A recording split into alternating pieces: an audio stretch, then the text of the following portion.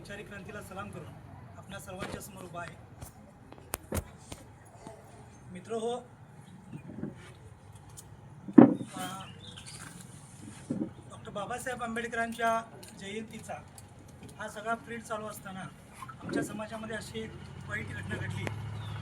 फार मोठं सर्वांच्या आहे. खरं तर आमचे जे पूर्वज होते म्हणजे आमचे आजोबा त्यांचे कांबळे सर असतील किंवा आमच्या समाजातील जे माणसं आहेत, अतिशय कष्टानं काबाड कष्ट करून आपला संसार चालवणारी ही माणसं, त्यांनी आमच्यामध्ये एक स्वाभिमान भरलेला आहे. सूरजविषयी बोलायचं झालं तर सूरजचा माझा संपर्क माझे नाना नानी असायचे आणि त्यांच्या घरामध्ये रेखा आजी, मी आजी म्हणतो त्यांना, ती नेहमी असायची. त्यावेळी हा सूरज अतिशय लहान होता.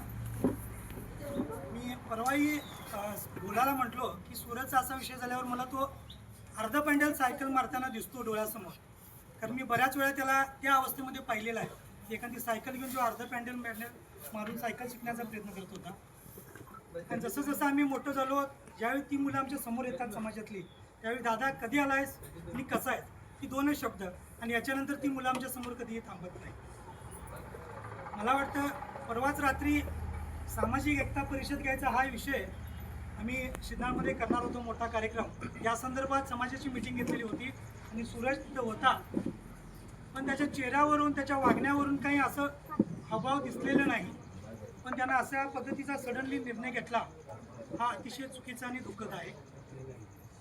जीवनामध्ये प्रत्येकांच्या दुःख आहे आणि ते दुःख सोडवायचं असेल तर तथागत गौतम बुद्धांच्या जीवनाचा सम्यक मार्ग आपण वापरण्या काळाची गरज आहे. कोणतीही समस्या असो, सर्वांनी एकमेकांना सांगून, बोलून, व्यक्त होऊन ती सोडवता येते.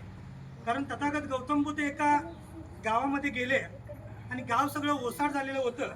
त्यावेळी त्यांच्या शिष्यांनी पाहिलं, प्रत्येक घरामध्ये जाऊन पाहिलं पाणी आणण्यासाठी, तर प्रत्येक घरामध्ये एक विहीर खणलेली होती, पण तिथं पाणी नव्हतं. अशा पद्धतीने संपूर्ण गावामध्ये पाहिलं तर प्रत्येक गावाच्या प्रत्येक घरामध्ये एक विहीर खणलेली होती, पण त्याच्यामध्ये पाणी नव्हतं. त्यावेळी गौतम बुद्धांच्या लक्षात असं आलं की अरे बाबा, या प्रत्येक व्यक्तीनं स्वतःचं वैयक्तिक जीवन जगण्यासाठी इथं विहीर खणलेली आहे, पण सर्वांनी मिळून जर गावामध्ये एक विहीर खणली असती तर नक्कीच पाणी लागलं असतं. सांगण्याचा उद्देश इतकाच आहे की ज्या समस्या आहेत आपल्या जीवनामध्ये, त्या समस्या आपण एकमेकांना सांगून सोडवू शकतो. प्रत्येकाला आपापलं कुटुंब आहे, समाज आहे, आपलं वैयक्तिक जीवन आहे, पण संवाद मात्र आपण सगळ्यांशी साधू शकतो. आणि सरांनी सांगितल्याप्रमाणे, दिवाकर सरांनी सांगितल्याप्रमाणे की संवाद जो कमी झालेला आहे तो संवाद कुठंतरी घडला पाहिजे. माणसांनी व्यक्त झालं पाहिजे, सांगितलं पाहिजे. सांगितल्याशिवाय आम्हाला तुमच्या भावना समजणार नाहीत, आमच्या भावना तुम्हाला समजणार. ही जी स्थिती आहे समाजामध्ये, ही मोडकळीस काढण्या काळाची गरज आहे. कारण 2005 पासून आम्ही बुद्ध बसव फुले आंबेडकरांच्या चळवळीचा आरंभ इथं केलेला होता. 10 ते 15 वर्ष शिंदणासारखा कार्यक्रम निप्पाणी तालुक्यामध्ये कुठेही होत नव्हता. इतकं मोठं वैचारिक बैठक बसवलेलं होतं. पण काही युवकांनी त्याच्यामध्ये पुन्हा पुढाकार घेण्या काळाची गरज आहे. आम्ही आमच्या वैवाहिक जीवनामुळं, आम्ही आमच्या नोकरी जॉबच्या कामानिमित्त परगावी राहू लागलो आणि इथली फळी इसकडलेली आहे आणि ही पुन्हा एकदा पाहण्या काळाची गरज आहे. यासाठीच एकता परिषद घेण्याचा हा विषय आम्ही केलेला होता. पण या सगळ्या माध्यमातून सूरजनं हा एक चुकीचा निर्णय घेतला. मला वाटतं वडिलांचं प्रेम हे मुलाच्या खांद्यावरून गेलं पाहिजे, पण इथे ही स्थिती निर्माण वेगळी झालेली आहे. ही समाजामध्ये पुन्हा एकदा होऊ नये याची सर्वांनी दक्षता घेतली पाहिजे. कांबळे कुटुंबाच्या दुःखामध्ये आपण सर्वजण सामील आहोत. भारतीय बौद्ध महासभेचे जे राष्ट्रीय संघटक म्हणून महेश धम्मरक्षित आपले सर्वांचे मित्र आहेत. त्यांच्या संपूर्ण जीवनामध्ये असणाऱ्या या कुटुंबाला मोठा आधार होता. त्यांचे मोठे बंधू मदनदादा यांचाही या कुटुंबाला आधार होता. ही सर्व मंडळी एकत्र आहेत आणि मला वाटतं माझा समाज एकत्र आहे. हे संपूर्ण माझं कुटुंब आहे. या कुटुंबाच्या प्रत्येक चुलीपर्यंत आम्ही जातो, बिनधास्तपणे घरामध्ये राहतो.